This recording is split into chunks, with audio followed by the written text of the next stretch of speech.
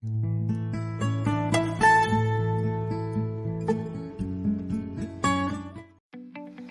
everyone, welcome to channel Rocky Gue Ministry. Follower Kristus, sebelumnya kita sudah bahas bersama dalam bagian pertama bahwa pria butuh wanita dan wanita butuh pria. One become two and two become one. Nah, dalam video kali ini langsung saja kita akan membahas secara praktika. Ada 4 P yang harus dimiliki oleh para pria. P yang pertama ialah priest. Mengapa seorang pria harus menjadi imam dalam keluarga? Follower perlu tahu karena dalam perjanjian lama Allah sengaja memilih laki-laki untuk menjadi imam dalam memimpin ibadah di bait Allah. Bukan seorang wanita yang dipilih oleh Allah. Ingat, di sini posisi laki-laki sebagai leader, kepala, bukan sebagai ekor.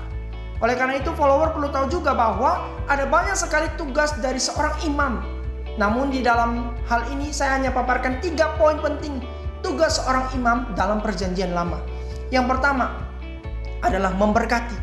Dalam bilangan pasal yang ke-6 ayat 23 hingga ayat yang ke-27, seorang imam ada untuk memberkati orang-orang. Maka ini juga berlaku bagi seorang pria dalam keluarga. Dia harus memberkati istri dan juga anak-anaknya melalui apa? Melalui doa. Dan bukan menjadi batu sandungan bagi keluarga dan orang-orang di sekitarnya. Yang kedua, menyucikan.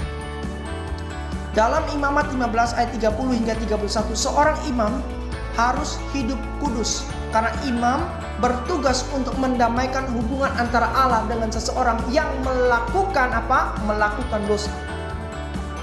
Ini artinya seorang pria harus benar-benar hidup kudus.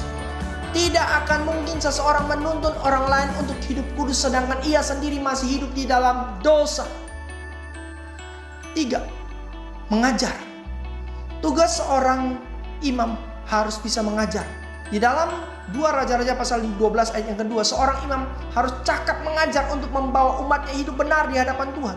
Ini artinya seorang pria harus bisa membimbing istri dan juga anak-anaknya ke jalan yang benar, bukan menyesatkan. Kalau pria tersebut tidak pandai berbicara, bagaimana? Caranya adalah mengajar dengan perbuatan. Kalau tidak bisa mengajar dengan perkataan, perbuatan itu lebih powerful daripada perkataan. Trust me. P yang kedua adalah protector, pelindung. Mengapa seorang pria harus menjadi pelindung di dalam keluarga? Secara power, of course, pria lebih kuat dari wanita. Contoh real, sangat jarang follower mendengar perempuan memperkosa laki-laki. Yang ada adalah laki-laki memperkosa perempuan. Karena kekuatan pria lebih besar dari wanita. Selain itu juga follower, ada satu hal yang menarik pada saat Allah menciptakan laki-laki. Laki-laki diciptakan sebagai the first man, manusia pertama yang sempurna dan bukan manusia pertama yang lemah dan cacat.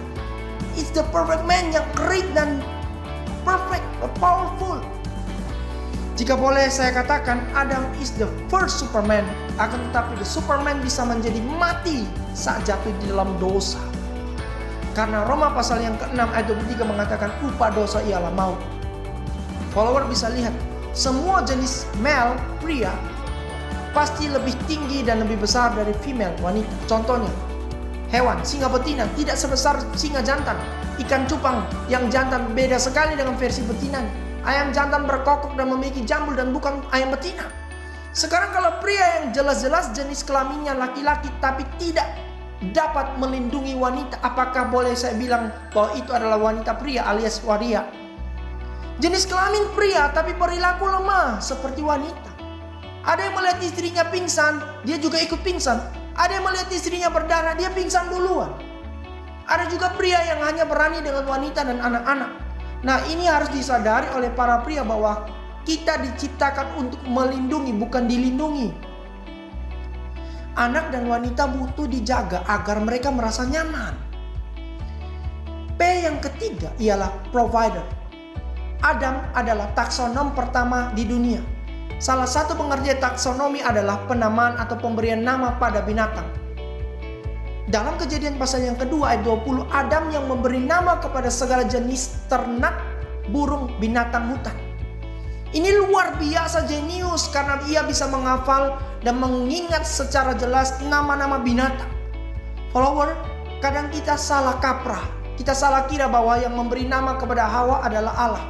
Tetapi of course jelas di sini yang memberi nama kepada Hawa adalah Adam. Tertulis jelas di dalam Kejadian pasal yang ketiga ayat 20, manusia itu memberi nama Hawa kepada istrinya. Ini berarti Adam adalah orang pintar pertama di dunia yang harusnya bisa mencari nafkah. Underline, mencari nafkah. Kepintaran Adam ini juga diikuti oleh Nuh yang tentunya dia bisa menghafal seluruh nama-nama binatang yang naik ke bahteranya. Nah para pria, kita bisa belajar dari Adam yang harusnya bisa work smart, bekerja cerdas, karena dia pintar, diberi hikmat oleh Tuhan. Dan juga bisa work hard, karena Tuhan menganugerahkan kekuatan lebih. Untuk apa work hard and work smart? Untuk memenuhi segala kebutuhan hidup keluarga. Bagaimanapun juga laki-laki yang harus bertanggung jawab untuk menghasilkan uang, bukan menghabiskan uang. Istri hamil, suami hasil. Suami kalau pergi kerja dan cuan dapat untung, maka istri dan anak bisa makan. Tujuan kerja untuk dapat uang. Jadi cuan, cien. P yang keempat ialah procreate, artinya menjadi ayah. Ini bukan berarti setiap pria yang menikah lalu tidak mempunyai anak dianggap sebagai pria yang gagal. No. Ingat bahwa tidak semua pasangan suami istri pasti diberi anak oleh Tuhan. Jadi kalau kita katakan anak adalah anugerah, saya pikir semua orang memperoleh anugerah umum seperti bisa makan, minum, hidup dan lain-lain. Kecuali anugerah khusus yaitu keselamatan di dalam Yesus Kristus. Nah follower, anak sesungguhnya adalah titipan. Mengapa saya katakan anak adalah titipan? Karena tidak semua pasangan mendapatkan titipan anak dari Tuhan. Saat anak dititipkan ke tangan kita sebagai seorang papa, pria atau ayah, maka yang harus dilakukan adalah loving them. Kalau tidak, Anda akan losing them. Karena pada saat pria tidak mengasihi mereka, atau seorang pria tidak mengasihi mereka, seorang papa tidak mengasihi mereka, Anda akan kehilangan mereka. Kehilangan apa? Kasih, sukacita, dan pengharapan. Anak-anak sesungguhnya membutuhkan kasih, sukacita, dan pengharapan. Kasih dari believe to give. Belajar percaya kepada anak hingga memberi yang paling baik kepada anak. Sukacita dari beginning to ending. Memulai hari bersama anak hingga mengakhiri hari bersama anak. Pengharapan dari zero to hero. Saat anak kehilangan pengharapan, mereka akan datang kepada ayah mereka untuk menjadikan ayah mereka sebagai pahlawan bagi mereka.